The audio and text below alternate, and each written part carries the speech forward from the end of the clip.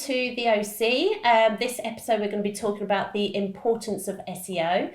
I'm here today with Tom Bush, who is a digital marketing wizard, and I'm Jenna Johnson, which we've met before. So, Tom, SEO, search engine optimization. What is it and why is it important? What is it? Well, it's a can of worms, but at a basic level, we usually talk about three different pillars of search engine optimization. The aim is, of course, to get more traffic from search engines. So the three main areas that we talk about are on-page optimization. So that's making sure that your content is appropriate. Yeah. That you're covering the right topics for your audience. We talk about off-page, which is includes things like making sure that you're getting links naturally through creating good content and looking at the different types of sites that are linking to you as well. They act as a kind of vouching mechanism for the search engines. So a page that has 10 good links from other websites, all other things being equal, is going to do better than one that has 2 equally good links from other websites.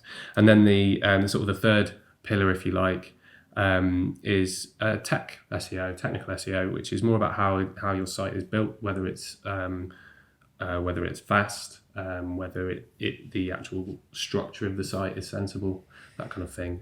Which is crucial, isn't it? Because people are so impatient now. So if it's taking kind of 30 seconds to load up a page, you've lost them. So absolutely, it's kind of retaining that interest and making sure people are finding what they need on your website. Absolutely. Yeah. And I think probably done the whole SEO sort of industry a disservice by saying there's just these 3 pillars and trying to summarize them so quickly. But I mean, underpinning all of that should be also a strategy about it. So before you even start doing it, you should have content strategy.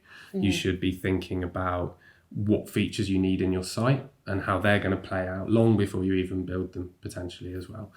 So I think planning is a big part of it, to bring those 3 sorts of pillars together. Yeah, okay. And so is it important for everybody to use SEO on their... So everybody who has a website should be considering SEO, shouldn't they? Really, yeah, absolutely. On some level. Yeah, absolutely. And I think it probably speaks volumes that some of the sort of website builders like Wix or Squarespace are talking about it more. And we're starting to see more adverts from even sort of hosting companies who have their own sort of website builders built in, which to a certain extent can do what a website needs.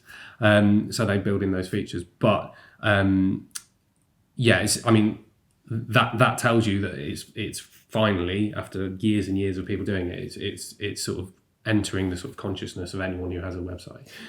Which ultimately makes it more competitive and more important to apply it to your own website, because if everybody else is applying it, they're kind of all ranking higher than you. So you've got to be in the game, haven't you, really? Yeah. So, I mean, obviously, if someone becomes aware of your brand, so there's sort of 2 main areas of the sort of keywords that people use when they are using a search engine.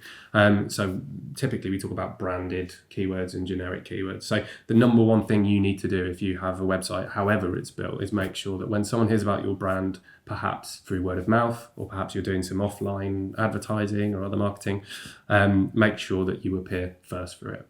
Now, that's usually not a problem once a website is established. The search engines are pretty good at spotting what your brand should be called. It's likely it's what your domain name is.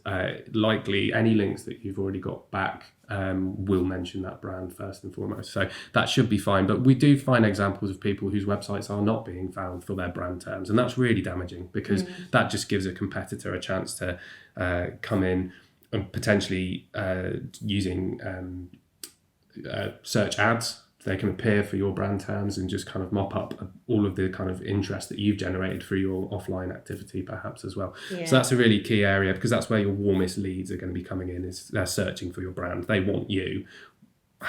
It's kind of galling to see when a website isn't appearing for its own name. Yeah. But then the other area is generic search terms. So let's say you work in... that's more about like the products and services that you offer. So those are the more competitive terms. They're generally much more challenging to do SEO for. But what they do is they enable you to appeal to an audience that isn't necessarily aware of your brand yet as well. And so we talk about those in sort of in terms of the funnel. So the generic terms are at the top. They have the perhaps the there could literally be hundreds of different generic terms for any given website. Yeah. But as I say, they're harder to work on. But that's part of a big, a good SEO strategy is identifying those up front and building a whole website that deals with those. So perhaps a page per product, that kind of thing, gives you the best chance of appearing for them as well. So you mentioned off-page SEO as well. So how does that kind of link in with the on-page and technical stuff too? So the off-page SEO, so it used to be, a decade or more ago, and you can still find examples where this works, where you could just get any old links pointing to a website. You could pay people to build those links for you. And that could be low quality blogs hosted, on WordPress.com even, but also, Blogger used to be a good one, where it's very easy to spin up a site, create some quite poor content, and then link to a client's website. You still see some places doing that, but the search engines have got smarter. They actually recognise that good quality content linking to your content is better than bad quality content linking to your okay.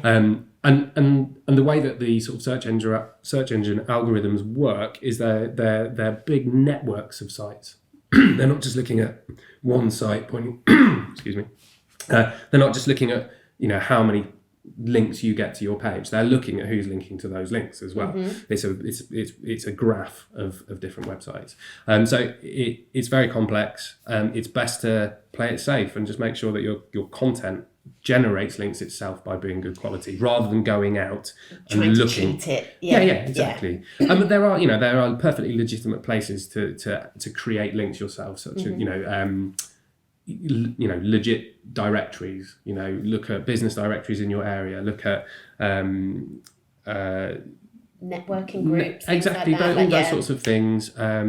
If you are, if you're working with charities or supporting other kind of initiatives, those kind of things, why it would be completely normal as well to make sure that you look at all of the people you deal with on a day-to-day basis, and look at where can you legitimately get links from.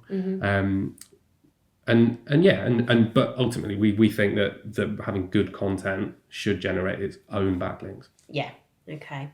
And how would you, so what's the difference between, we talk a lot about SEO and PPC. So SEO, we know, is search engine optimization. What's PPC, and how and kind of how do the two work alongside each other, or do they work alongside each other? Yeah, so I mean, PPC, which stands for pay per click, it goes wider than just search engines these days. You can use the same system. So Google Ads is the most obvious one.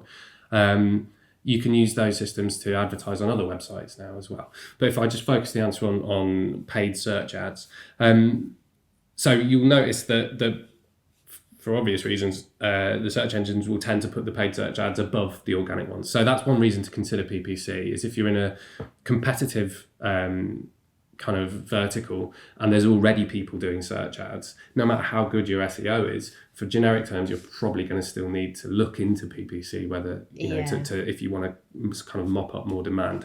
But what PPC can do from a brand perspective, it can help to shore up your kind of ownership of the search engine results page by making sure that you're at the top, even if your organic results are too as well. And it can give you a bit more control over where you're landing people as well.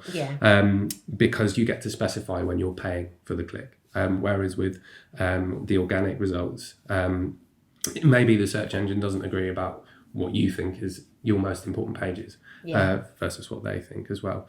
So PPCs usually would recommend that people do both.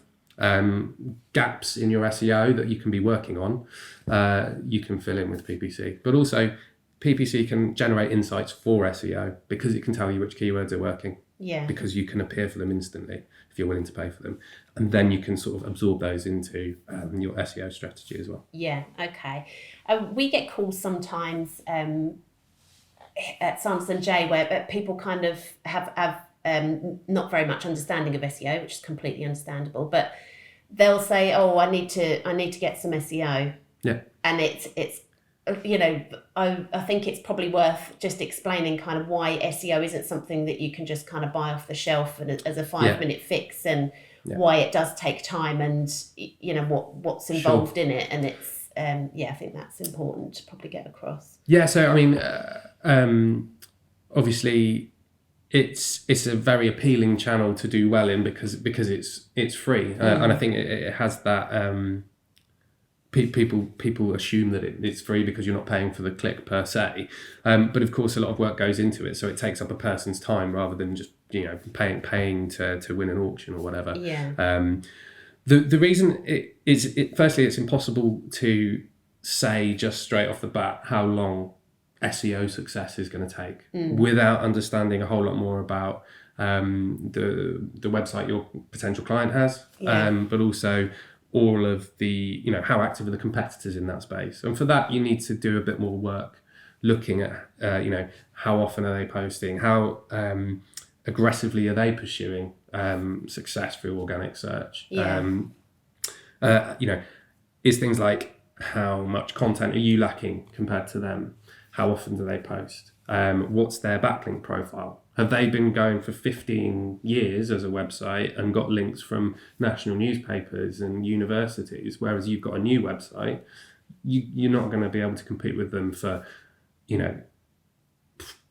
potentially years in the same way for your key generic keywords.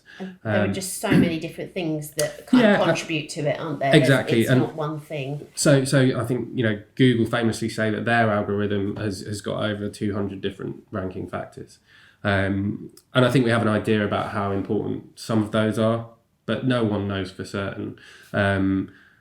Typically what happens every year, some of the more prominent websites in the kind of SEO community will do a survey and ask people what they think is the most important, but no one really knows. No.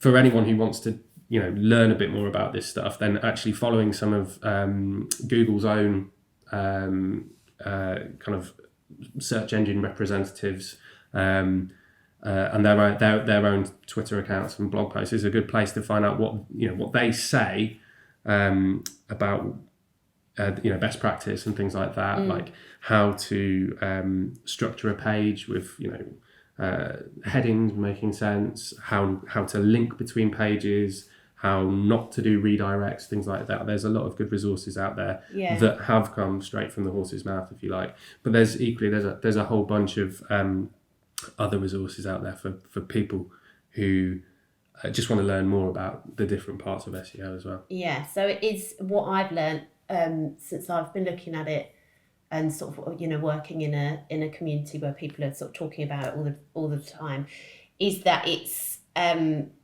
art form, and it is something that people can do themselves. There are ways that people can implement it themselves, but it is a serious art form, and it takes a long time to kind of chip away at it and build it and make it work for you. So I guess that would be why people come to an agency like us, or to, there are experts out there who kind of work on this sort of thing rather than trying to tackle it themselves, because it would be a long time before they realise they're not doing it right, because you wouldn't get the results instantly anyway. So they could put a lot of time and effort into the wrong things and still not see any results at the end of it. So, which is why they kind of, pay people like us to implement it and put strategies in place and look at it over a period of time. So yeah, absolutely, it's one of those things where there's enough people talking about it that you can definitely get started. But I talked about those pillars at the start.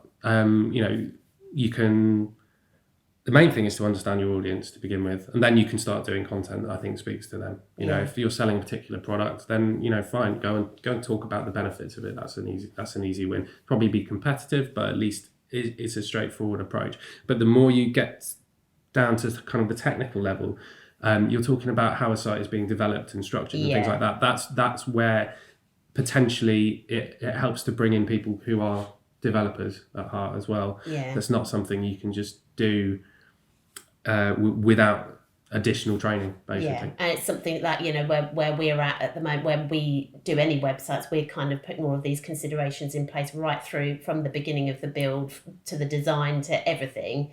We're always considering the SEO kind of output at the end of it. So it's, that's the benefit of having an agency do it, or, getting an expert in to do it, for sure. That's right. Well, thank you very much for sharing all of that. Thank That you is for a having me. lot of food for thought for people. So hopefully that's been really interesting and helpful to anybody who's kind of starting their SEO journey for their own website or business. So thanks very much. If you want to find out any more about SEO, or if you are looking at doing a strategy for your business, then do get in touch. And we'll see you next time.